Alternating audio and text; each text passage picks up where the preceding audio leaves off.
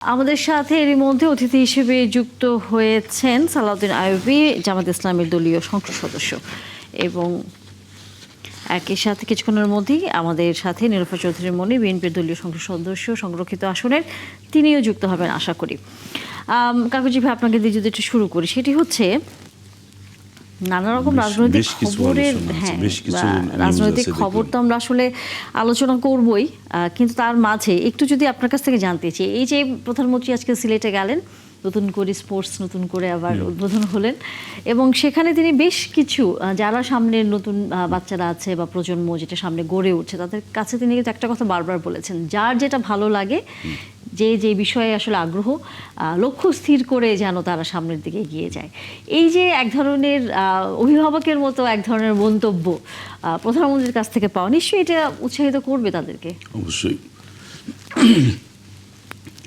ধন্যবাদ একাত্তরের দর্শকদের যারা দেখছেন এবং আমাকে শুনছেন। তো প্রধানমন্ত্রী আজকে দিনভর তার শ্বশুরবাড়ির এলাকা, মূলত সিলেট, সেই জায়গায় তিনি কাটিয়েছেন। অনেকগুলো উন্নয়ন প্রজেক্ট তিনি উদ্বোধন করেছেন। এর মধ্যে সুরমা নদীর তীরে দৃষ্টিনন্দন যে জায়গাগুলো আছে সেটা তিনি ওই সৌন্দর্য বর্ধন করার জন্য এই প্রকল্পটা উদ্বোধন করেছেন। এরপরে বিকালবেলা এবং হযরত শাহজালালের মাজারও তিনি জিয়ারত করেছেন। বিকালবেলায় সবচেয়ে আকর্ষণীয় যে প্রোগ্রাম সেটা হচ্ছে স্টেডিয়ামে এটা করা হয়েছে স্পোর্টস, নতুন কুড়িদের জন্য স্পোর্টস যেটা। তো এটা আপনি হিসাব করে দেখেন, আগে শহীদ প্রেসিডেন্ট জিয়াউর রহমান একটা প্রোগ্রাম বিটিভিতে শুরু করেছিলেন নতুন কুড়িদের নিয়ে, এবং তিনিও কিন্তু ট্যালেন্ট হান্ট, এই যে প্রোগ্রাম এগুলো উনি করতেন, যে গ্রামে গঞ্জে অনেক জায়গায় ছড়িয়ে ছিটে থাকে, যাদের প্রতিভাকে আমরা পাই না, যাচাই বাছাই করতে পারি না, এরকম একটা ঘটনা ঘটে। কিছুদিন আগে, মানে আমি বলবো নির্বাচনেরও আগে, একটি বাচ্চা ছেলে ফুটবল খেলছিল, যে তার মানে ক্রীড়া শৈলী, সে বলটা পায়ে হাতে করে রেখে চলছে দীর্ঘ সময় ধরে। এটা ভাইরাল হয়েছিল ভিডিও, মানে ইউটিউবে। ওইটা দেখার পরে সঙ্গে সঙ্গে তিনি এই আমিনুলকে পাঠিয়ে দিয়েছিলেন, মানে এখন যে ক্রীড়া প্রতিমন্ত্রী, তাকে পাঠিয়ে দিয়েছিলেন ওখানে, যে আগে তার খোঁজ খবর নাও যে সে আসলে এই ঘটনাগুলো ঘটায় কিনা। তো ওইটা দেখার পরে তার পুরা দায়িত্ব নিয়ে নিলেন এবং বললেন যে ও খেলাধুলা করার, ওর প্রতিভা বিকাশের জন্য যা যা করার দরকার সেগুলো করবেন।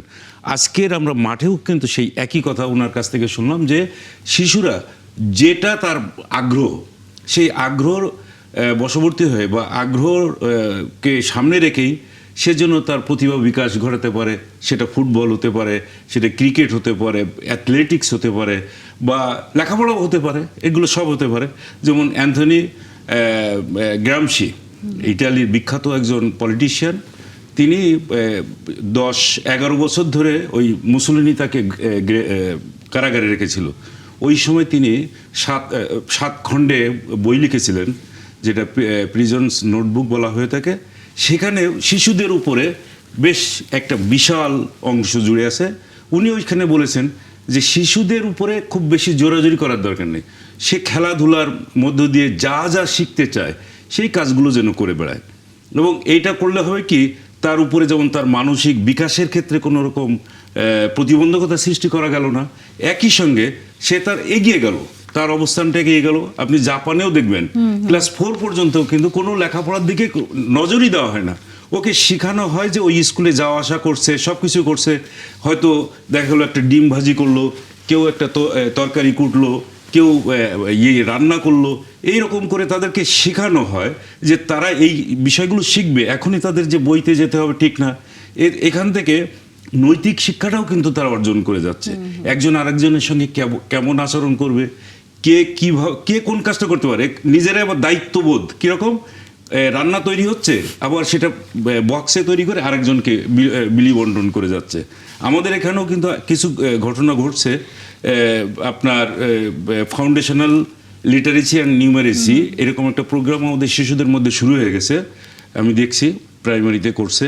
সেখানেও মানে প্রথম কাজ হচ্ছে যে ঠিক আছে বাচ্চারা খেলাধুলো করবে, কিন্তু এর মধ্য দিয়ে মানে উচ্চারণটা এবং গাণিতিক শিক্ষাটা এই দুইটা যেন করে যেতে পারে, যেটা অবশ্যই। ইহুদি মায়েদের কিন্তু আছে।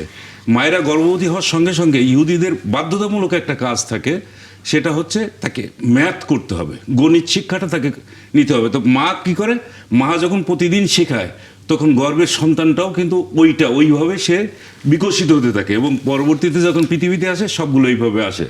তা এই বিষয়গুলো শিশুদের মধ্যে, যে শিশুদেরকে বিকশিত করে তোলার ক্ষেত্রে যে বেশি মনোযোগী হতে হবে, আমাদের প্রধানমন্ত্রী তারেক রহমান এই কাজটাই কিন্তু তিনি আজকে করলেন এখানে। বলেছেন। এবং বলতে এবং হবে যেটা অত্যন্ত মানে আশাব্যঞ্জক। দেখেন শিশুদের সঙ্গে কিরকম আচরণটাও করছে, যে একজন ছবি তুলবে বলে সামনে এসে দাঁড়িয়েছে, সেটাই আসলে তখন বলছিলাম যে আমাদের আসলে এটি কখনো কল্পনা করা যায় না, আমরা কল্পনা করতে পারি না যে এই ধরনের দৃশ্য যে আমরা দেখবো, যে একজন প্রধানমন্ত্রী বাচ্চাদেরও সমস্ত আবদারগুলোও তিনি রক্ষা করে চলেছেন। জানিয়েছেন নতুন প্রজন্মের কাছে, নিশ্চয়ই তারাও সেটি অক্ষরে অক্ষরে মানবে বলে আমরা আশা করি, কারণ সামনের প্রজন্ম অনেক দক্ষ হবে, সুশিক্ষিত হবে, সে প্রত্যাশা আসলে সবার। দর্শক, এরই মধ্যে আমাদের সাথে অতিথি হিসেবে যুক্ত হয়েছেন নীলুফার চৌধুরী মনি, বিএনপির দলীয় সংসদ সদস্য, সংরক্ষিত আসনের। অনেক ধন্যবাদ, সময় দিয়েছেন আপনি আমাদেরকে। একটু রাজনীতির কথা দিয়ে আসলে আলোচনা শুরু করতেই চাই।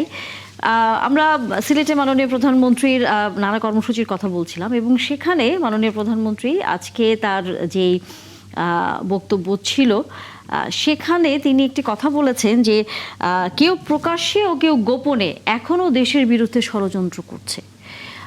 একটু জানতেই চাই, এখনও দেশের বিরুদ্ধে কারা ষড়যন্ত্র করছে বলে আপনার কাছে কি মনে হয় নীলুফার চৌধুরী মনি? মাননীয় প্রধানমন্ত্রী কাদেরকে ইঙ্গিত করেছেন? ধন্যবাদ আপনাকে এবং যারা শুনছেন, আমার সাথে সহ আলোচক হিসেবে যারা আছেন, প্রত্যেককেই শুভেচ্ছা অভিনন্দন।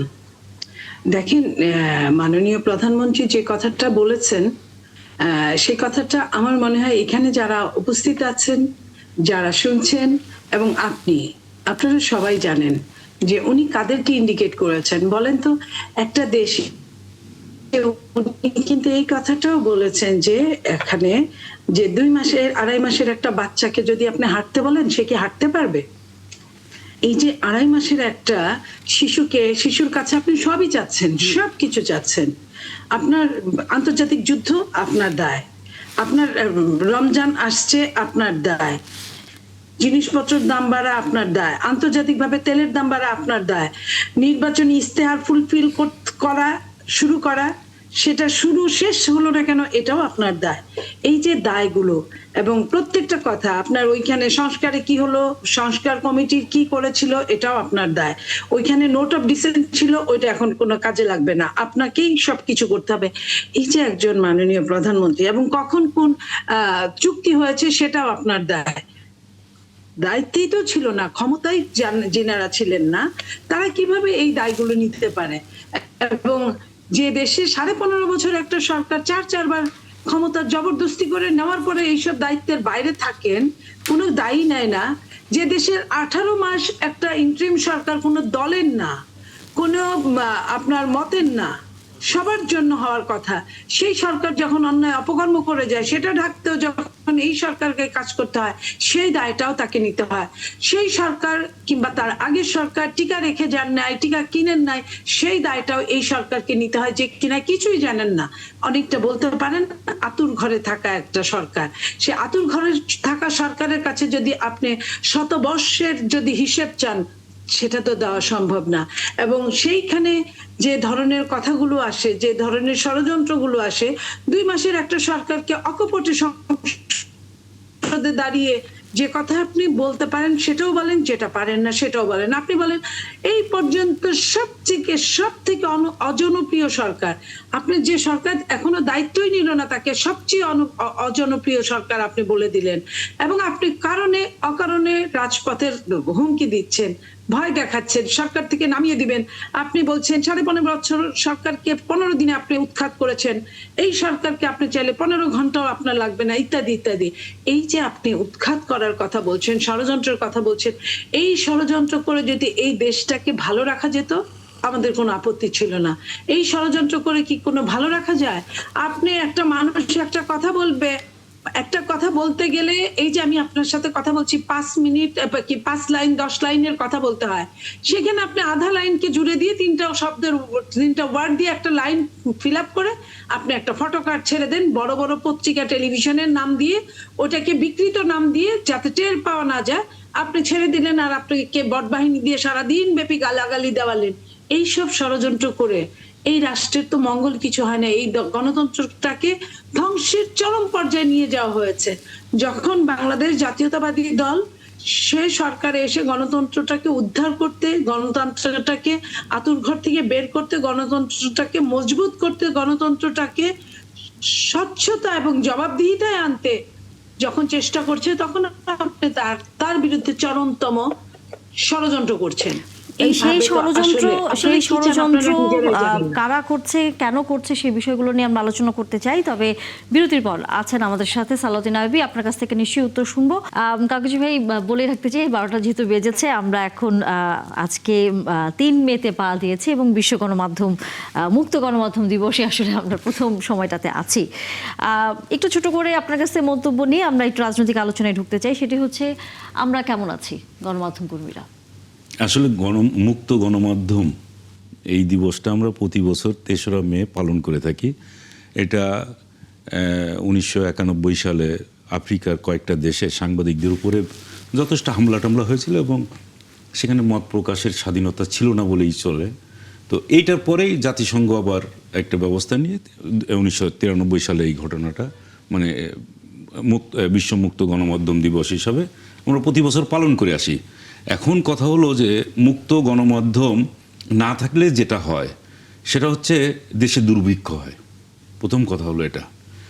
2 নম্বর কথা হয় দেশে গণতন্ত্র নস্যাৎ হয় এবং স্বৈরাচার বা ফ্যাসিবাদী শক্তির উত্থান ঘটে বা সরকারের তত্ত্বাবধানে এই ঘটনাগুলোই ঘটে থাকে। তো আমরা বিগত দিনগুলোতেই এই বিষয়গুলো দেখে আসছি। আমরা বারবার যারা আমরা সংবাদপত্রের সাথে থাকি, কেননা আমরা যদি সঠিক তথ্যটা উপস্থাপন করতে না পারি তাহলে একদিকে আপনার খেয়াল করতে হবে যে সরকারও কিন্তু বিপদে পড়ে যায়। সরকার সঠিক তথ্যটা যদি না পায় তাহলে সেটার ব্যাপারে সমাধান করতে পারে না বা তাৎক্ষণিকভাবে ব্যবস্থা নিতে পারে না। যে ঘটনাগুলো আমি কয়েকদিন আগে ধরেন বর্তমান সরকার প্রধান সেক্রেটারিয়েটে একটা ঘটনা ঘটছিল, প্রধানমন্ত্রী বেরিয়ে যাচ্ছিলেন, তখন ওইখানকার একজন কর্মচারী হাউমাউ করে কান্নাকাটি করতে করতে এসে বললো যে আমার ছেলেটাকে অপহরণ করে নিয়ে গেছে। এই যে সঙ্গে সঙ্গে তিনি ব্যবস্থা নিতে বললেন। এরপর বেশ কয়েকটা ঘটনা পত্রপত্রিকায় প্রকাশিত হওয়া, তারপরে গণমাধ্যমে টিভি, বিভিন্ন ইউটিউব চ্যানেল, সোশ্যাল মিডিয়া যে সমস্ত জায়গায় প্রকাশিত হয়েছে, এইগুলো নিয়েই সঙ্গে সঙ্গে তিনি যে ব্যবস্থাগুলো নিতে পারেন, নিলে পরে সমাধানগুলো হয়ে গেল। এই সমাধানটাই বড়। আজকে যেমন আমাদের সম্পাদক পরিষদের সঙ্গে তথ্যমন্ত্রী একটা মিটিংও করেছেন, সম্পাদকদেরও দাবি ছিল যে যেন আমরা সঠিক কথাটা আমরা মুক্ত হস্তে লিখতে পারি। তখন উনি বলেছেন সবাই আমরা যেহেতু এই বর্তমান সভ্যতার সময়ে এসে আমরা বলবো, যদি মুক্ত গণমাধ্যম না থাকে তাহলে সঠিক তথ্য না পেলে পরে আপনি একজন সুন্দরভাবে বেড়ে ওঠারও ক্ষেত্রে কিন্তু অনেক বাধাগ্রস্ত হবেন। এই জন্য উনি বলেছেন যে সংবাদগুলো হচ্ছে যে আমরা তো আগে জানতাম না, কোনো সংবাদই পেতাম না, এখন তো সংবাদ পাই বলেই যে আমরা শ্বাস ফেলানোর সুযোগ পাই। এবং প্রত্যেকটা মানুষ এই সংবাদের জন্য দেখবেন সারাক্ষণ হয় ওই মোবাইল ফোনে, পত্রিকা, বিভিন্ন জায়গায় চেয়ে থাকে। কেন? সারা পৃথিবী সম্পর্কে ধারণাটা তার মাথার মধ্যে যেন থাকে। এই জন্যই তো মুক্ত গণমাধ্যম যে চাই আমরা, মূলত এই কারণে যে অবাধ প্রবাহটা নিশ্চিত থাকুক। এবং এক্ষেত্রে যদি সরকারের বিরুদ্ধেও যায় তবুও সেটাকে খুব ভালোভাবে গ্রহণ করা উচিত বলে আমি মনে করি। অবশ্যই অবশ্যই। আমরা একটু রাজনৈতিক আলোচনায় ফিরতে চাই। সালাউদ্দিন আইয়ুবী, আপনার কাছে একটু প্রশ্ন, সেটি হচ্ছে আপনাদের সেক্রেটারি জেনারেল তিনি আজকে খুলনাতে একটি আমরা জানি সেমিনারে কথা বলেছিলেন এবং সেখানে তিনি বলছিলেন যে গণভোটের রায় অস্বীকার করে সরকার দেশকে সংকটের দিকে ঠেলে দিচ্ছে। এই বিষয়ে আপনার কাছে একটু মন্তব্য শুনতে চাই যে সরকার কি গণভোটের রায়কে অস্বীকার করছে বা এটি মানব না, এ ধরনের কোনো অবস্থানে কি আসলে আছে? তারা তো বারবার বলছে গণভোটের রায় তারা বাস্তবায়ন করবে। জি, ধন্যবাদ আপনাকে। একই সাথে আপনাদেরকে যারা গণমাধ্যম কর্মী রয়েছেন বিশেষ শুভেচ্ছা জানাচ্ছি। গণমাধ্যম দিবসের কিছুক্ষণ আগেই শুরু হলো সেটা। একই সাথে আমাদের সম্মানিত সহ আলোচক নীলুফার চৌধুরী মনি আপাকে অগ্রিম শুভেচ্ছা জানাচ্ছি। আগামীকাল তিনি সংসদ সদস্য হিসেবে শপথ গ্রহণ করবেন ইনশাআল্লাহ। বাংলাদেশ জামায়াত ইসলামের পক্ষ থেকে এবং 11 দলের পক্ষ থেকে যে কথাটি বলা হচ্ছে গণভোটের রায়কে মানা হবে কিনা সে বিষয়ে সরকারের অবস্থান স্পষ্ট করার জন্য এই বিষয়টি নিয়ে আপনার প্রশ্ন হলো আসলে সরকার মানবে না কথা বলেছে কিনা। দেখুন, এই গণভোটের রায় সরকার যেদিন প্রথম সংসদ সদস্য হিসেবে শপথ গ্রহণ করার কথা সেদিনই অমান্য করেছে। আসলে গণভোটের রায়ের ভিত্তিতে তৎকালীন যারা গণভোট আয়োজন করেছে, যে সরকার গণভোটের পুরো প্রক্রিয়ার সাথে সরাসরি সম্পৃক্ত ছিল, তাদের পক্ষ থেকেই বলা হয়েছিল গণভোটের রায়ের ভিত্তিতে গণপরিষদের আদলে এই সংস্কার পরিষদ গঠন হবে। সেই সংস্কার পরিষদের সদস্য হিসেবে বর্তমান সংসদ সদস্যরা শপথ গ্রহণ করবেন।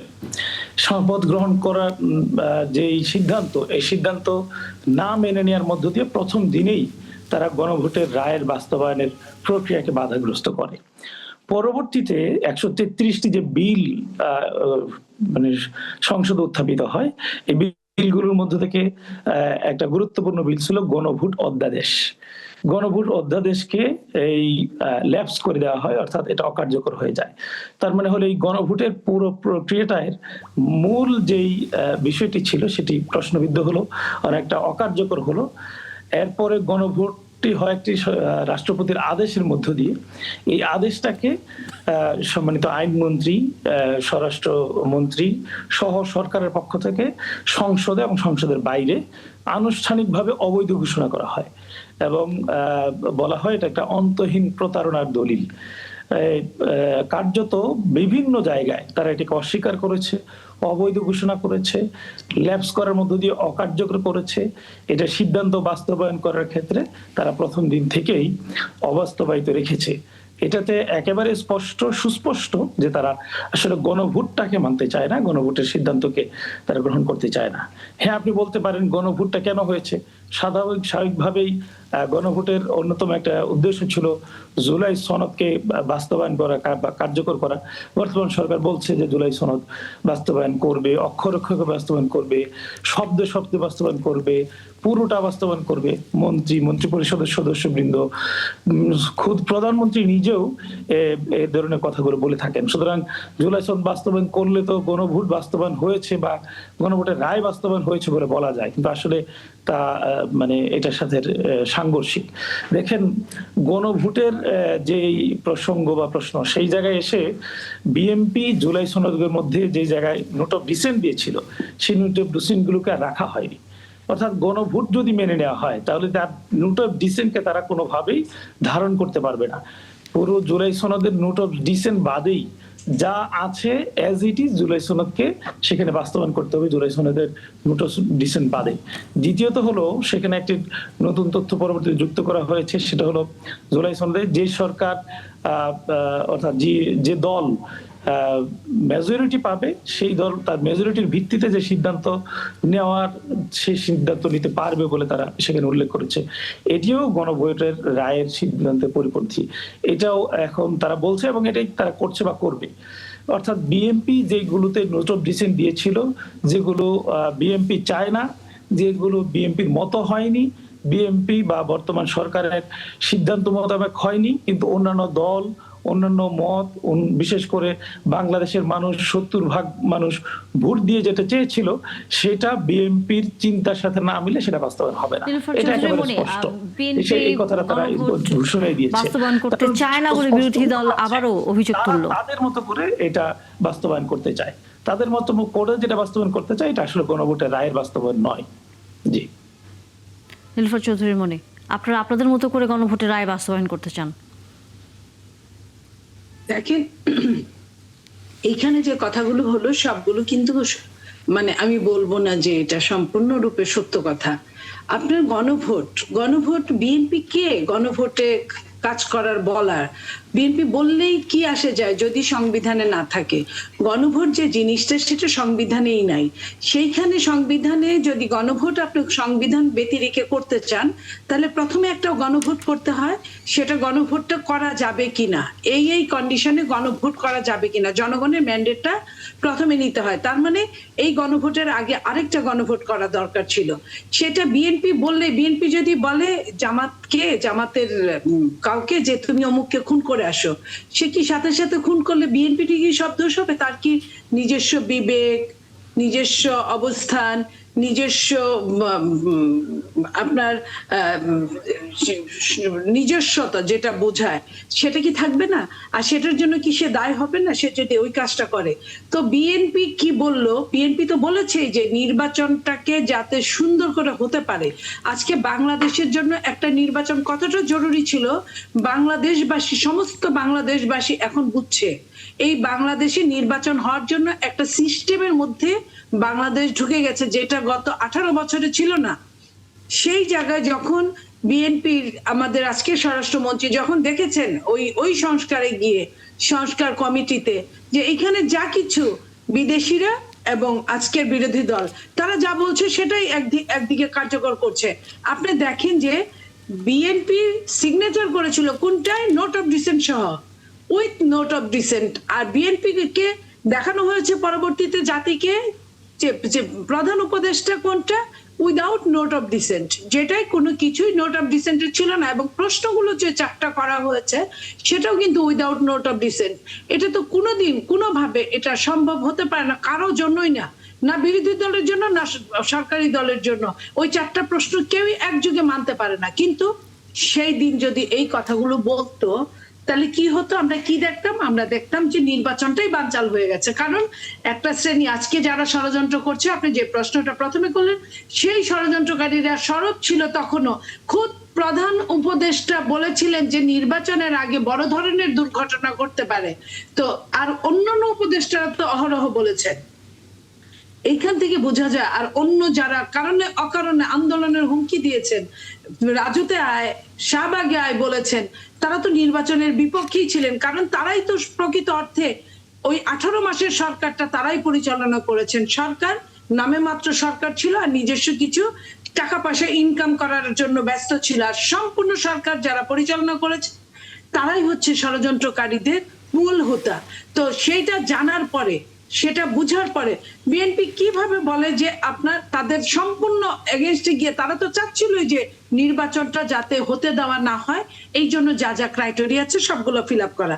নইলে আপনার মনে করেন বিএনপি কি করে নাই? বিএনপি যে এই যে 133টা যে আপনার অধ্যাদেশ, সেগুলোর প্রায় সবগুলো তো আপনার বিল পাস হয়ে গেছে।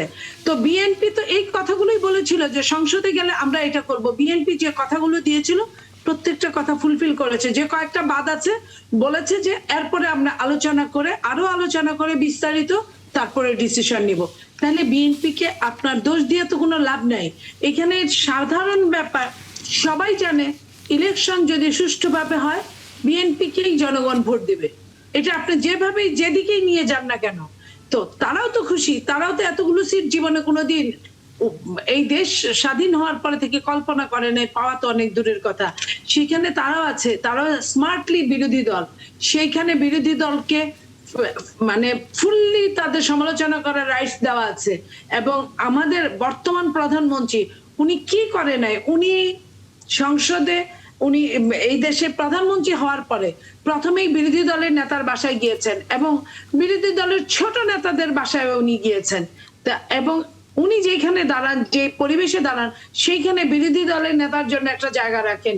উনি ওনার কাছে আপনার ছোট বিরোধী দল তারা 5 মিনিট সময় চাইলো, সাথে সাথে কিন্তু দিয়ে দিলেন। এবং যা কিছু সরকারি দলের আজকের মাননীয় প্রধানমন্ত্রী উনি কি বলেছেন যে এখনো বিরোধী দলের আপনার কি বলে স্পিকার, ডেপুটি স্পিকারটা খালি আছে, এই পদটা। এই বিষয়ে আমি একটু সালাউদ্দিন আইয়ুবের মন্তব্য জানতে চাই। কেন বিরোধী দলীয় যে ডেপুটি স্পিকারের পদটি আপনারা এখনো দেননি? এই প্রসঙ্গটি বারবারই সরকারি দলের পক্ষ থেকে আসে যে আপনারা কেন বিরোধী দলীয় যেই ডেপুটি স্পিকারের জায়গাটি আপনাদের জন্য তো উন্মুক্ত করা আছে। মাননীয় প্রধানমন্ত্রী তার সর্বশেষ ভাষণে আবারও কিন্তু আহ্বান জানিয়েছেন আপনাদের প্রতি। জি, ধন্যবাদ আপনাকে। প্রশ্ন ছিল ডেপুটি স্পিকার কেন জামাত ইসলামী গ্রহণ করছে না, বা সরকারি দলের প্রস্তাবের জামাতের রেসপন্স কি। দেখুন, সরকার একদিকে বলছে জুলাই সনদ অক্ষরে অক্ষরে বাস্তবায়ন করবে, আবার বলছে ডেপুটি স্পিকার কেন নেবেন না। ডেপুটি স্পিকার আসলে সরকারি দলের দেওয়ার কোনো বিষয় নয়। ডেপুটি স্পিকার পাওয়াটা আমাদের অধিকার।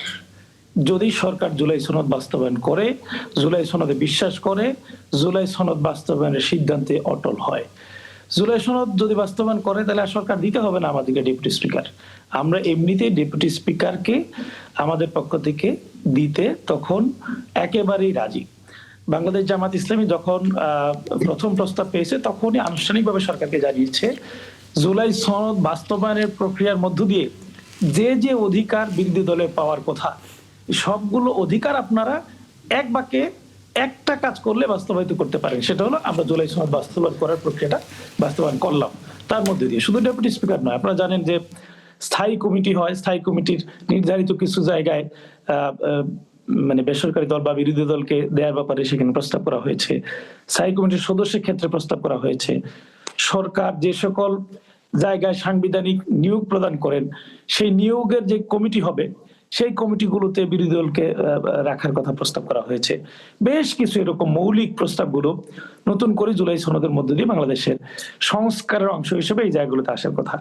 আনুষ্ঠানিকভাবে সকল জায়গায় বিরোধী দলের যে অধিকার, সেটাই জামাত ইসলামী দাবি করে।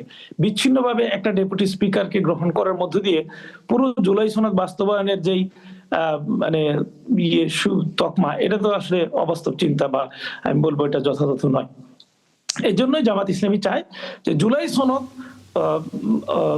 বা গণভোট এটা বাস্তবায়ন হোক। বাস্তবায়ন হলেই জুলাই সনদের মতো যেই জুলাই সনদে উল্লেখিত যে বিষয়গুলো রয়েছে, সবগুলো মানে একসাথে বাস্তবায়ন হয়ে যাবে। এটা নিয়ে সরকার সরকারের দেওয়া, সরকারি দল দিবে, বিরোধী দল নিবে না, এরকম প্রশ্ন করা আশা। সালাউদ্দিন আইয়ুবী, আপনি যেহেতু একজন এখন সংসদ সদস্য এবং আপনি একজন আইন প্রণেতা, যা কিছু বলবেন আপনার কিন্তু সবসময় একটা দায়বদ্ধতা থাকবে যে কথাগুলো আইনের মধ্যেই থাকতে হবে। সংসদে কথা বলেন যখন, তখনও আপনাদের এই আইনে বাধ্যবাধকতা থাকে। আপনাদের নেতা যখন সমাপনী বক্তব্য দিয়েছেন, তখনও কিন্তু বক্তব্য দিয়েছেন অত্যন্ত চমৎকার, আমি শুনেছি মোটামুটিভাবে।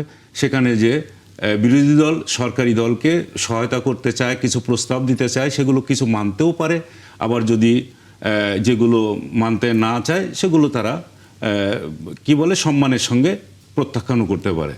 তো বিষয় হলো এই জায়গাটাই যদি থাকে, তাহলে তো বিরোধ আর সামনের দিকে এগোতে পারে না। যদি জুলাই সনদ নিয়ে আরও অধিকতর আলোচনা, এটা অধিকতর তো আলোচনা করতেই হবে, তার কারণ এই জুলাই সনদের মধ্যে বেশিরভাগ ক্ষেত্রে আপনি দেখবেন যে আইনি কথাবার্তাগুলো যেগুলো আপনি পাশ করাইতে চান, এই ধরনের কথাগুলো এখানে নেই, কিন্তু এইরকম এক্সপার্ট দিয়েও লেখা না।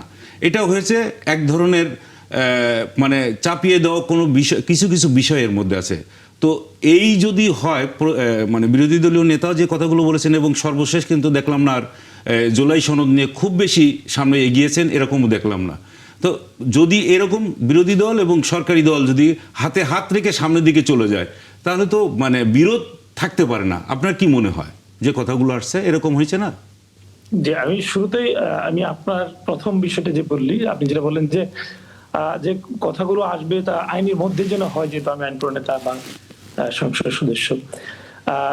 আপনার কাছে আমি প্রশ্ন রাখতে চাই, সরকারি দল যে বিরোধী দলকে ডেপুটি স্পিকার দেওয়ার যে প্রস্তাব করলো, এটা কোন আইনি ভিত্তিতে?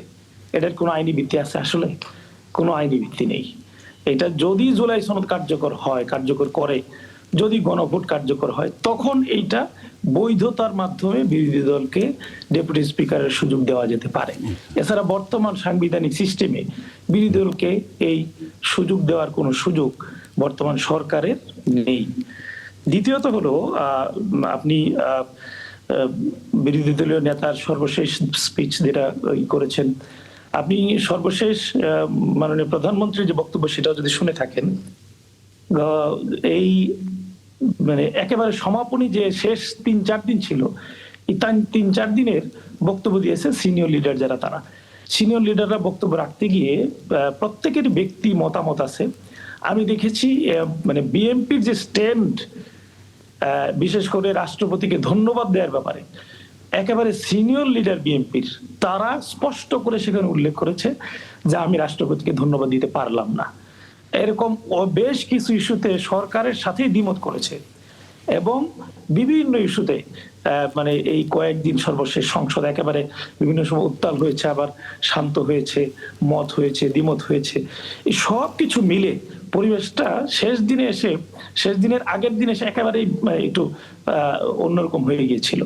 একেবারে এটা কিন্তু আপনার অপোজিশন থেকেও বারবার বলা হয়েছে যে প্রেসিডেন্টকে গ্রেপ্তার করা বা তাকে ধন্যবাদ না দেওয়া, সেখান থেকেও আরো কঠোর ভাষায় কিন্তু উচ্চারণ করা হয়েছে। শেষের দিকে এসে একেবারে বাদানুবাদের দিকে সংসদ গিয়েছিল। এই অবস্থায় এসে মাননীয় বিরোধী দলীয় নেতা তার বক্তব্যগুলোতে গিয়ে এই বাদানুবাদের জায়গা থেকে সংসদের শেষ দিন, সমাপনী দিন, 2 নম্বর হলো আমাদের একসাথে পথ চলতে হবে, দেশের উন্নয়নে কাজ করতে হবে। বিশেষ করে এই মন্ত্রী পরিষদের সদস্যবৃন্দ এবং খুদ অর্থমন্ত্রী সর্বশেষ বাংলাদেশের বর্তমান যে চলমান অর্থনৈতিক অবস্থা, 30 লক্ষ কোটি টাকা ঋণ, চতুর্দিকে আমি বলবো নানা ধরনের অব্যবস্থাপনা রয়েছে, বিগত সরকারের নানা ধরনের বেশ কিছু ভুল নীতির প্রভাব রয়েছে। এই নানা কারণে দেশের অগ্রগতির জন্য ঐক্যমত হয়ে একসাথে পথ চলা দরকার। এই কথাগুলোই পরবর্তীতে মাননীয় বিরোধী দল নেতা বলেছেন। সরকারের ভুল নীতি কোনটাকে আপনারা চক আউট করছেন? সরকারের কোন ভুল নীতিকে আপনারা সামনে নিয়ে আসছেন, যেটা মানে দেশকে বিপর্যয়ের দিকে নিয়ে যাবে এরকম? মানে বিগত সরকারের বলছেন না বর্তমান সরকারের? আপনি কি বিগত সরকার? আমি আপনার পয়েন্টটা আশা করি বুঝতে পেরেছি। বর্তমান সরকারের নীতির জায়গাটা দেখেন, আমরা সবসময় বলে আসছি যে নীতিগুলোই বা গ্রহণ করা হবে, এটার কার্যকারিতা দেখে বোঝা যাবে এই নীতি যথার্থ ছিল কিনা। দেখুন, তেল সংকট নিয়ে যখনই সিদ্ধান্ত হলো বিরোধী দলের সাথে যৌথ মিটিং হবে, সিদ্ধান্তের মধ্য দিয়েই সংসদে একটা স্বস্তি আসছে। আমি স্বয়ং প্রতিদিন তেলের পাম্পে যাতায়াত করি, প্রতিদিন, গতকালকেও গিয়েছি। প্রতিদিন এই পাম্প, যেদিন সংসদে 2 দল একসাথে বসার সিদ্ধান্ত হয়েছে, কমিটি গঠন হয়েছে, এর পরের দিন সকাল থেকে তার প্রভাব পড়তে শুরু করেছে। এই নীতিটা সরকার শুরু থেকে নিতে পারেনি। সরকার শুরু থেকে সিদ্ধান্ত নিয়েছে যে এটাকে স্বীকৃতি দিবে না, সংকট বলে স্বীকৃতি দিবে না।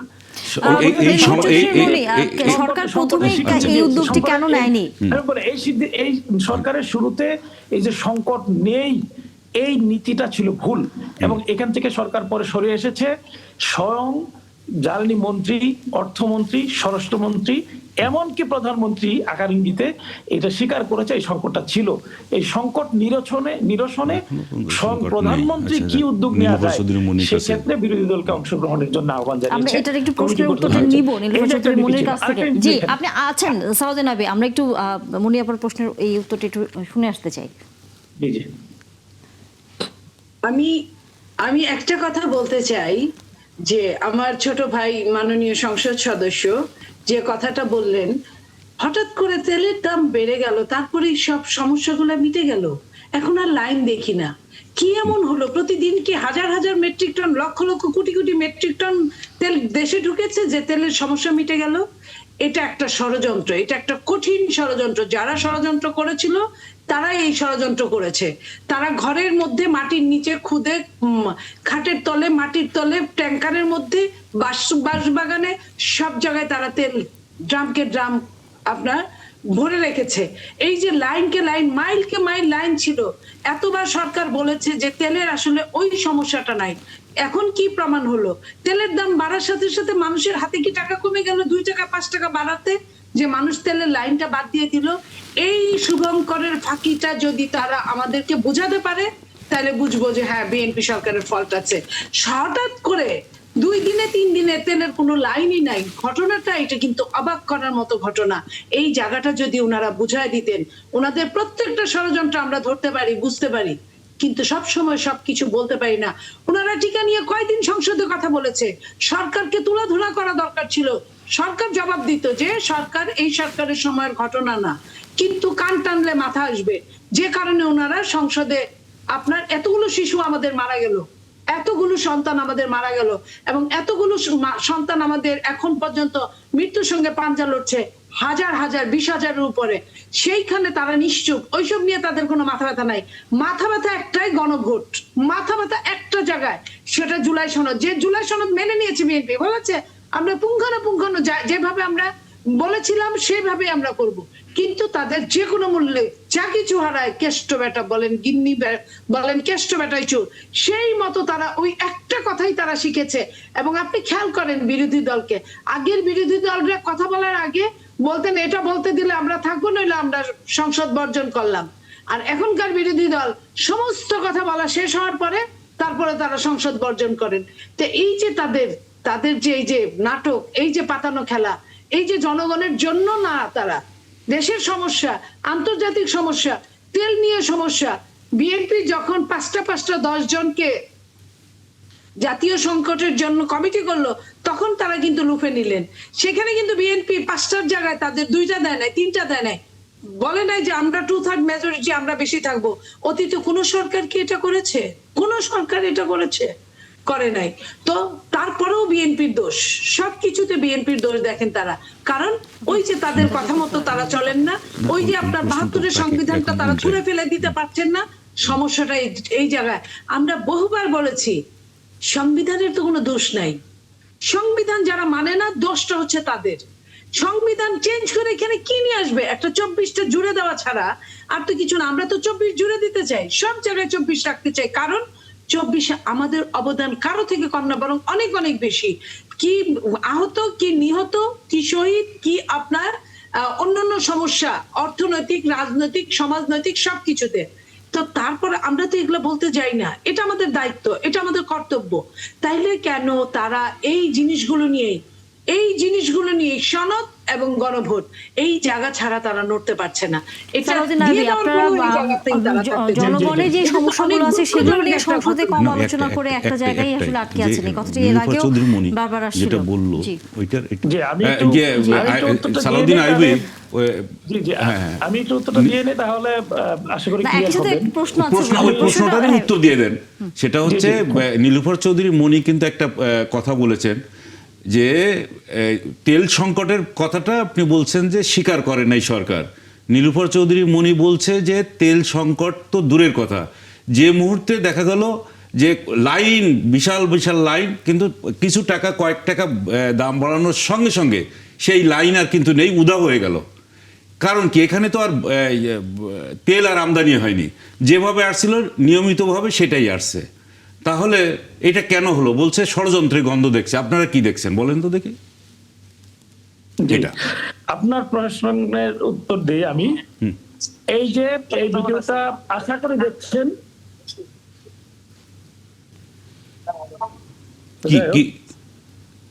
এই ভিডিওটা আশা করে দেখছেন, এটা হলো গতকালের লাইন। আমি নিজে লাইনে ঘুরেছি, সবার সাথে 1-to-1 কথা বলেছি। কতক্ষণ দাঁড়িয়ে আছে জিজ্ঞাসা করেছি, কোথা থেকে এসেছি জিজ্ঞাসা করেছি। এটা কোন পাম্পের কথা বলছেন এটা বলেন তো? আমি, আমার বাড়ি গাজীপুর জেলার কাপাসিয়ায়, আমি এই এলাকার এমপি। গাজীপুরের কথা বলছেন? আচ্ছা, জি জি, গাজীপুরের কথা বলছি। সবচেয়ে কনজিউম যেটা হয় ঢাকা শহরে দেখা যায়, তো ঢাকা শহরের লাইন আজকে দেখবেন অনেক পত্রপত্রিকায় রিপোর্ট আছে, সেটাই বলছি যে লাইনের এই অবস্থা। আপনি যেটা দেখাচ্ছেন এটা কিন্তু লাইন দেখা যায়নি। আপনি আবার একটু ভালো করে দেখেন তো। কথা বলবো। আচ্ছা, আপনি ভালো করে দেখেন ওইটা, যেটা আপনি দেখাচ্ছিলেন, আমি আবার একটু দেখতে চাই। ওকে, আবার একটু দেখান তো, আমি একটু দেখতে চাই। আমি যেই নাম্বার থেকে, না, ওই যে পাম্পটা একটু দেখান। হ্যাঁ হ্যাঁ, আমি দেখাচ্ছি। লাইন আপনার কাছে নেন, হ্যাঁ, লাইন ওই যে একজনের সামনে দাঁড়িয়ে আছেন। এটা কত দূর গেছে? ও এটা হচ্ছে বাইকে তো কোনো সংকটই নেই, বুঝি নাই। বাইকে তো কোনো সংকট নেই, পেট্রোলের কোনো সংকট নেই। পেট্রোল তো আরো বেশি আছে। ডিজেলে একটু সমস্যা ছিল, ডিজেলে। আমি বলি, আমি তো লাইনে দাঁড়িয়ে সবার সাথে কথা বলে লাইন দেখে ভিডিও করে নিয়ে এসেছি। সেই ভিডিও 6 লক্ষ মানুষ ইতিমধ্যে দেখেছে, প্রায় 68,000 মানুষ এখানে মানে লাইক দিয়েছে, প্রায় 800 মানুষ কমেন্ট করেছে, 2,500 মানুষ এটা শেয়ার করেছে। আপনি কি একটা হিসাব দেখেছেন আইয়ুবী? আপনি কি একটা হিসাব শুনেন, দেখেছেন? আমি আগে যেটা বলছি, স্বাভাবিকভাবে আমাকে উত্তর দেওয়ার যে সুযোগ দিলে তেল আমি উত্তর দিব। সরবরাহ করা আমি হতো একটু শেষ করি। তার চেয়েও 3,000 টন বেশি করে কিন্তু সরবরাহ করা হয়েছে, এবং প্রতিদিনের এই হিসাবটা আপনি দেখে নেন একটু। আমি কথা শেষ করি, এরপরে হ্যাঁ, বলেন। আপনার জন্য আশা করি ওনারা সুযোগ দিবেন, আপনি কথা বলবেন, অসুবিধা নাই তো। আমি শেষ করি। আপনি যে কথাগুলো বলছেন এই একই কথা সংসদে 300 ধারায় 300 বিধিতে দাঁড়িয়ে মাননীয় জ্বালানি মন্ত্রী বলেছিলেন, কিন্তু ঠিকই লাইন ছিল।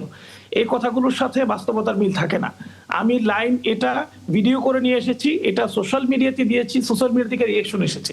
সুতরাং আপনি বললেই এটা বাস্তব হয়ে যাবেন। এক, দ্বিতীয় কথা হলো মানে আমাদের নীলুফার চৌধুরী মনি আপা বলেছেন যে টিকা নিয়ে জামাত ইসলামে কথা বলেনি, গণভোট ছাড়া অন্য ইস্যুতে কথা বলেনি। দেখেন, মাননীয় প্রধানমন্ত্রী স্বীকার করেছেন যে জ্বালানি নিয়ে বিরোধী দলের প্রস্তাবের প্রেক্ষিতে কমিটি গঠন করা হয়েছে। বিরোধী দল প্রথম সংসদে কথা বলা যায় হলো 72 বিধিতে, 72 বিধিতে কথা বলেছে। সংসদে কথা বলা যায় হলো মুলতবি প্রস্তাব দিয়েছে জ্বালানি নিয়ে। এক, টিকা নিয়ে আমি স্বয়ং প্রধানমন্ত্রীকে প্রশ্ন করেছি বুধবারে, সরকারের নির্ধারিত প্রধানমন্ত্রী থাকে 30 মিনিটের, সেখানে আমি প্রশ্ন করেছি আপনারা গত 20 তারিখের পত্রিকা কালের কণ্ঠ দেখবেন এবং জায়জায় যে দিন দেখবেন, জায়জায় দিনের হেডলাইন যেটা, সেই হেডলাইনে আছে যে গাজীপুর 4-এর এমপি সালাউদ্দিনের প্রশ্নোত্তর পর্বে প্রধানমন্ত্রী বলেন যে হামের টিকা পর্যাপ্ত পরিমাণ আগে আমদানি করা হয়নি। এই প্রসঙ্গ এসেছে 24টা পত্রিকা এসেছে, ডেইলি স্টার, প্রথম আলো, সমকাল, সকল পত্রিকা এসেছে। এই যে বলেছে যে এই প্রসঙ্গে কোনো প্রশ্ন করা হয়নি, উত্তর দেয়নি, এটা একেবারে অবান্তর, মিথ্যা, এটার কোনো ভিত্তি নেই আসলে। এবং আমার ছাড়াও আলাদা নোটিশ দেওয়া হয়েছে, এটার উপর প্রস্তাবনা করে আলোচনা করা হয়েছে মাননীয় মন্ত্রীবর্গ, বিশেষ করে কয় তারিখে আপনার হামে মারা যাচ্ছে কবে থেকে, আর আপনি কয় তারিখে প্রশ্ন করেছেন? ডাক্তার আসিবার পূর্বেই রোগী মারা গেল। আপনি মানে মনে আপা, আমি বলছি এর আগেও প্রশ্ন করা হয়েছে, আমি আমারটা বললাম আর কি, যেটা এর আগেও প্রশ্ন করা হয়েছে এবং সেগুলো পত্রিকায় এসেছে প্রশ্নোত্তর পর্বে। যেটা বলতে পারেন যে এইটাকে আপনারা পিক করেন না, আপনারা শুধু যেটাতে আপনাদের বিরোধিতা মনে হয় এটার আপনারা পিক করে ছাড়া কিছুই না।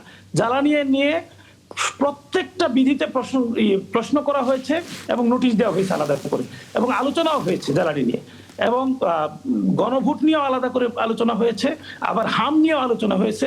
প্রশ্নোত্তর পর্বে মন্ত্রীগণ প্রশ্ন দিয়েছেন। সংসদীয় যে রীতি আছে, আপনি সাবেক সংসদ ছিলেন, রীতি আছে, বিধি আছে, কার্যপ্রণালী আছে, সেগুলো অনুসরণ করে প্রসঙ্গগুলো নিয়ে আসা হয়েছে। সুতরাং এই যে কথা যে ছিল না, এটা একটা অবান্তর বিষয়। আমি আরেকটা প্রসঙ্গের উত্তর দিতে চাই, সেটা হলো মাননীয় সংসদ সদস্য নীলুফার চৌধুরী মনি আপা বলেছেন যে বিগত সরকার ছিল আসলে জামাত ইসলামী ব্যাকড বা জামাত ইসলামীর সরকার ছিল। এটা এই মানুষ কতটুকু বিশ্বাস করে, এটা যদি একটু চিন্তা করে দেখেন, গত সরকারের যিনি পররাষ্ট্র উপদেষ্টা ছিলেন তিনি এখন পররাষ্ট্র মন্ত্রী, অর্থাৎ গত সরকারের যিনি অন্যতম প্রধান ব্যক্তি ছিলেন তিনি আসলে এখন বিএনপির সরকারের পররাষ্ট্র উপদেষ্টা। তাহলে স্পষ্ট বোঝাই যাচ্ছে আসলে ওই সরকার কার ছিল। একই সাথে মাননীয় পল্লী উন্নয়ন ও সমবায় মন্ত্রী তিনি সংসদে বলেছেন যে মাননীয় প্রধান উপদেষ্টা বর্তমান প্রধানমন্ত্রী তারেক রহমানের কাছে লন্ডনে গিয়ে ট্রফি দিয়ে আসছেন। অর্থাৎ স্পষ্টত বোঝা যাচ্ছে যে লন্ডনে সমঝোতার ভিত্তিতে একটা সিদ্ধান্ত হয়ে মূল রেজাল্টটা সেখানে উপস্থাপন করা হয়েছে, তিনি সেটা উপস্থাপন করেছেন। এর বাইরেও বেশ কয়েকজন উপদেষ্টার কথাবার্তায় একেবারে স্পষ্ট করেছে একটা দলের বিরুদ্ধে তারা প্রকাশ্য হয়ে সেখানে কাজ করেছেন। বর্তমান যিনি আইনমন্ত্রী আছেন তিনি সাবেক সরকারের অ্যাটর্নি জেনারেল ছিলেন, সর্বোচ্চ আইন কর্মকর্তা ছিলেন। এরকম বেশ কয়েকজন সরাসরি যারা বিগত সরকারের সাথে সরাসরি সম্পৃক্ত ছিল, এখন বিএনপি সরকার বা বর্তমান সরকারের সাথে সম্পৃক্ত আছে। এইটা দিয়ে একেবারে স্পষ্ট বোঝা যায় আসলে গত সরকারটা কার ছিল বা কাদের ছিল। এরপরেও বলার চেষ্টা করা হয় বা চেষ্টা করা হবে যে জামাত ইসলামী এখানে ছিল। আমি বলছিলাম যে সরকারের কিছু কিছু জায়গায় অনিয়ম, অব্যবস্থাপনা এবং কথার সাথে কাজের মিল নয়। দেখেন আজকে একটা নতুন করে যে খেলার উদ্বোধন হলো খুব জমকালো আয়োজনে, এবং আমি বলবো বেশ ব্যয়বহুল একটা উদ্বোধন আজকে হলো। 64টা জেলায় হয়েছিল, আমি একটা জেলায় থাকার সুযোগ হয়েছে, সেখানে ব্যাপক আয়োজন হয়েছে। আমি এটাকে অবশ্যই প্রশংসা করি, ধন্যবাদ জানাই, চমৎকার একটা উদ্যোগ নেওয়া হয়েছে। এটা প্রায় 1,60,000 খেলোয়াড় এখানে অংশগ্রহণের জন্য ইতিমধ্যে নিবন্ধন করেছেন, একটা বিরাট অর্জন আমি বলবো। কিন্তু এইটাকে কার্যকর করতে হলে যে জিনিসটা দরকার সেটা কিন্তু সরকার আসলে যথাযথভাবে গ্রহণ করেনি। সেটা হলো আমরা সর্বত্র বিগত স্বৈরাচার সরকারের সময় দেখেছি যেটা দলীয়করণের চেষ্টা করা হয়েছে, আত্মীয়করণের চেষ্টা করা হয়েছে, পরিবার কেন্দ্রিক যাওয়ার চেষ্টা করা হয়েছে। যেই খেলা নিয়ে সরকার আজকে ব্যাপক কর্মযোগ্যের মাধ্যমে উদ্বোধন করলো, এই খেলা অঙ্গনের বাংলাদেশে যারা ইতিমধ্যেই ভালো ভূমিকা রেখেছে ক্রিকেট আঙ্গনে, এই ক্রিকেট আঙ্গন এক ধরনের বলা যায় জবরদখল করা হয়েছে। আমরা এই প্রসঙ্গটি নিয়ে আলোচনা আসলে আজকে আর করতে পারছি না, একেবারে জবরদখল করা হয়েছে। পরবর্তীতে নিশ্চয়ই অন্য আরেকদিন একটু হয়তো কথা বলবো। 1 মিনিট নীলুফার চৌধুরী মনি যদি কিছু যুক্ত করতে চান, আমাদের হাতে একেবারে সময় কম। পরিবারতন্ত্রের কথা বলছে আর কি বিরোধী দল, যে বিশেষ করে ক্রিকেট বোর্ডের কথা আসলে বলা হচ্ছে এখানে, যে পরিবারতন্ত্র এখন অনুসরণ করছে হচ্ছে বিএনপি সরকারও। দেখেন, পরিবারতন্ত্র ব্যাপারে আমি একটা ব্যাপারে বলতে চাই। ধরেন একজন ডাক্তারের ছেলে যদি ডাক্তার হয়, সে কি না পড়ালেখা করে হয়? একজন প্রফেসরের ছেলে যদি প্রফেসর হয়, লেকচারার হয়, সে কি না পড়ালেখা করে হয়? যারা পরিবারতন্ত্রের কথা স্বরাষ্ট্রমন্ত্রীর ছেলে, আমি বলি তাদের ছেলে, আমি কথা বলিনি এতক্ষণ, প্লিজ মাননীয় সংসদ সদস্য একটু বলতে দেন। তারা নিজেরা, আপনি দেখেন তাদের যদি সংরক্ষিত আসনের এমপিদের দেখেন, আপনি তার আগের বার দেখবেন সব জামাত ইসলামীর বড় বড় নেতাদের বউরা, সন্তানরা এমপি হয়েছে। এখনো যদি দেখেন যারা ফাঁসিতে মৃত্যুবরণ করেছেন জামাত ইসলামী নেতারা, এবং যারা খোদ গোলাম আজম সাহেব তার সন্তানরা, দেখেন ঘুরে ঘুরে দেখেন তাদের সন্তানরা কে কোথায় আছেন। পরিবারতন্ত্রগুলো তাদের নেতাদের বউদের তাদের জামাত ইসলামীর মহিলা সংস্থাটা দেখেন, প্রত্যেকটা হাজবেন্ডের ওয়াইফরা রাজনীতি করে। এবং প্লিজ আমি আপনার সময় বলিনি, আবারও বলছি, এবং প্রত্যেকেই আপনার এই জায়গায় আপনার কোরআন পূরণ করে। তো সেইখানে যদি যত দোষ নন্দ ঘোষ বিএনপির বেলায়, না বিএনপি তো এরা তো প্রাতিষ্ঠানিক ভাবে আপনার আসছে, যে নেতা মারা গেছে, যে নেতা তার যদি একটা টিম থাকে খেলার, আপনার ধরেন ক্রিকেট টিম যদি থাকে, যে টিম না থাকলে ওখানে মেম্বার হওয়া যায় না। তো যারা এত পয়সা খরচ করে বিগত সরকারের সময় এত অত্যাচার সহ্য করে যারা এই টিমগুলো চালিয়েছে, তাদেরও তো ইচ্ছা করে যে তাদের টিমের মেম্বাররা ওই জায়গায় ওইখানে থাকুন। তো এই জায়গায় আপনি দেখেন যারা পরিবারতন্ত্রের কথা বলছে, তাদের দেখেন প্রত্যেকটা জায়গায় তাদের পরিবারের বাইরে কিন্তু কেউ আসে না, কিন্তু তারা কথা বলার সময় বড় বড় ভাবে কথা বলেন। তো এই যে এই জিনিসটা, এটা হচ্ছে গিয়া আপনার ডাবল স্ট্যান্ডার্ড রোল প্লে করা। আমি চাই না আরেকদিন এই বিষয়গুলো নিয়ে, আমাদের আসলে সময় একেবারেই কম। অনেক ধন্যবাদ নীলুফার চৌধুরী মনি, এবং একই সাথে সালাউদ্দিন আইয়ুবী। আবারও হয়তো রাজনীতির অন্যান্য বিষয় নিয়ে আলোচনা হবে। আমরা কথা বলতে চাই রাজনীতির একটু বাইরের খবর, সেটি হচ্ছে হাওর অঞ্চলে আমরা দেখেছি যে ভারী বর্ষণের কারণে এরই মধ্যে সেখানকার যে ধানের ফসলি জমি সেগুলো ডুবে গেছে, এবং একই সাথে সেখানকার যারা কৃষক রয়েছেন তারা এক ধরনের আশঙ্কার মধ্যে আছেন যে তাদের এই পরিশ্রমের ফল আসলে তারা কোনোভাবেই ভোগ করতে পারবে না। তার জন্য তাদের নানা ধরনের সমস্যার কথাগুলো সামনে আসছে। বিজয়ন সেন রায় যুক্ত হয়েছেন আমাদের সাথে, সাধারণ সম্পাদক হাওর বাঁচাও আন্দোলন কেন্দ্রীয় কমিটির। অনেক ধন্যবাদ বিজয়ন সেন রায় যুক্ত হয়েছেন। নিশ্চয়ই আপনার কাছে খবর আছে যে এই মুহূর্তে হাওর অঞ্চলের যেই পরিমাণ বৃষ্টির কারণে ফসলি জমি ডুবে গেছে, এবং সেখানে আমরা জানি যে সরকারের পক্ষ থেকে এক ধরনের অনুদানের কথাও আসছে, কিন্তু এটি তো সারা বছর আমরা জানি যে এই সময়টাতে বৃষ্টি হবে এবং তখন বন্যার মতো পরিস্থিতি তৈরি হতে পারে। এই হাওর অঞ্চলে এই ফসলি জমিগুলো আসলে রক্ষা করবার জন্য কি ধরনের পরিকল্পনা নেওয়া উচিত বলে আপনার কাছে মনে হয়?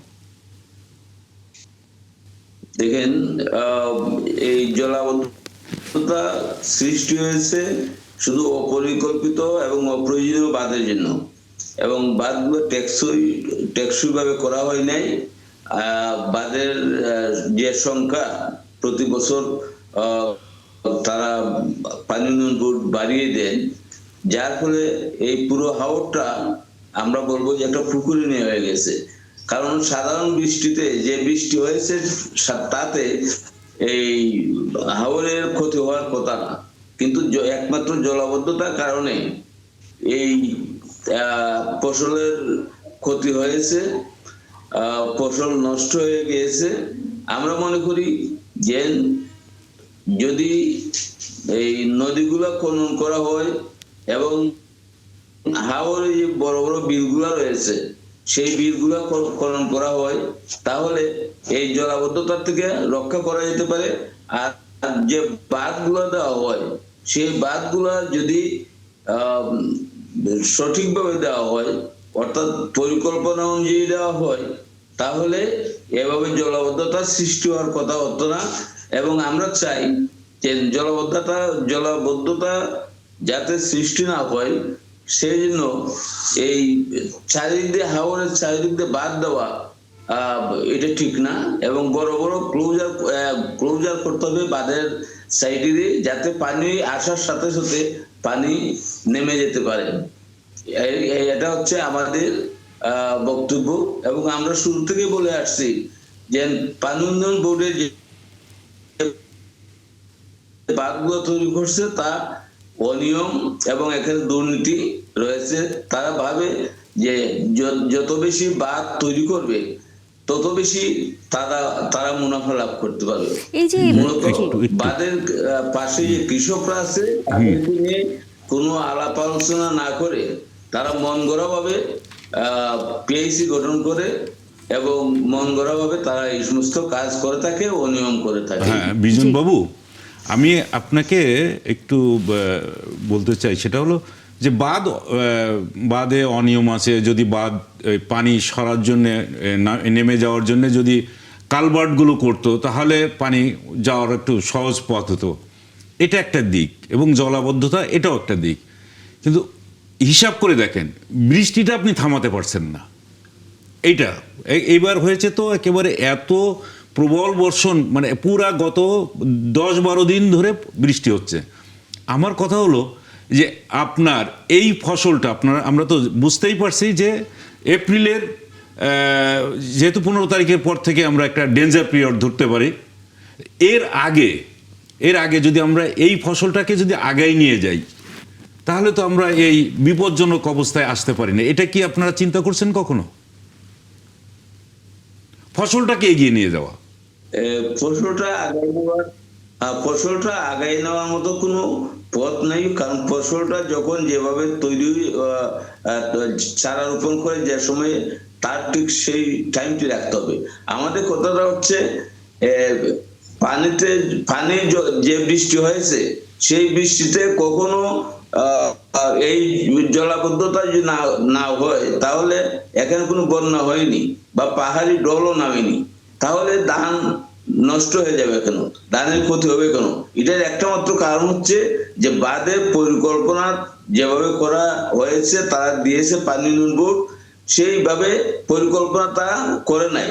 তারা দেখেন প্রতি বছর বাঁধের সংখ্যা বাড়িয়ে দেওয়া হচ্ছে, যার ফলে পানি বাইরে হওয়ার মতন তারা কোনো ব্যবস্থা রাখেনি। এবং বড় ধরনের কোনো আমরা বলছি যে ক্লোজার গুলো আছে, এই ক্লোজার গুলা ভালো করে কাজ করুক, অথবা বড় বড় পাইপ দিয়ে যাতে যেদিকে যায় পানি সহজে গড়িয়ে যায় ওইভাবে কাজ করা যায়। কিন্তু তারা এগুলো করে নাই। আমার একটা প্রশ্ন, সেটা হচ্ছে আমাদের অতিথি যেমন বলছিলেন যে ফসলের সময়টা আরো একটু এগিয়ে নিয়ে আসার সুযোগ আছে কিনা, আপনি বলছিলেন যে হয়তো সেটা সম্ভব না, কিন্তু এখন আমরা দেখি বিভিন্ন দেশে কিন্তু পানিতে থাকা অবস্থাতেও ধান উৎপাদনের প্রক্রিয়াটি এখন হচ্ছে আধুনিক বিশ্বে, আসলে সেটি এখন অনেক দেশেই করছে। আমরা কি সেরকম কোনো ব্যবস্থা নিতে পারি কিনা? তাহলে তো হচ্ছে যদি ধানটি করা যায় তাহলে তো কৃষকরাও তো বাঁচে। এগুলো তো প্রকৃতির উপর নির্ভর করবে না, আমার নিজের উপরে গবেষণার উপর নির্ভর করবে। আমরা তরমুজ এখন সারা বছর খাই, টমেটো আমরা সারা বছর খাই, এটা কোনো সিজনের উপর নির্ভর করে না। গবেষণায় ছেড়ে দেন না, গবেষকদের হাতে কিছু ছাড়েন। জি না, কথাটা হচ্ছে যে আমরা যদি আগাম ধান রোপণ করা হয় তখন কিন্তু অনেক ক্ষেত্রে পানি পাওয়া যায় না, আবার অনেক সময় জলাবদ্ধতার জন্য ধান সঠিক সময় রোপণ করা যায় না। ওই ধরনের যদি কোনো পরিকল্পনা করা যায় যে হাওড়ে অধিকাংশ সময়ে সঠিক সময়ে পানি সরবরাহ না করার তাহাতে কৃষকরা ধান রোপণ করতে পারে না, ওই তো কথাটা আসলে এই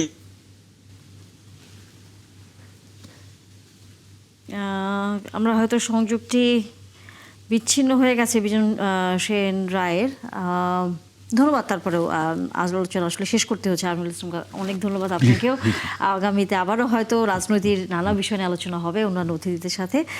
দর্শক, আপনারা এতক্ষণ ছিলেন তার জন্য আপনাদেরও ধন্যবাদ। দেখা হবে আবার।